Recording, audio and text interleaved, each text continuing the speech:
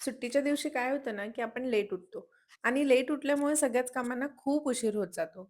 आता हा उशीर एवढा होतो, की घरातली सगळी कामं उरकेपर्यंतच दुपार होऊन जाते. आता दुपार झाली आहे म्हटल्यावरती संध्याकाळपर्यंत काय करायचं? हा विचार करत संध्याकाळ होऊन जाते. असंच काहीसं माझ्यासोबत पण होत होतं. त्याच्यामुळे मी आज डिसाईड केलेलं, की मी आज लवकर उठणार.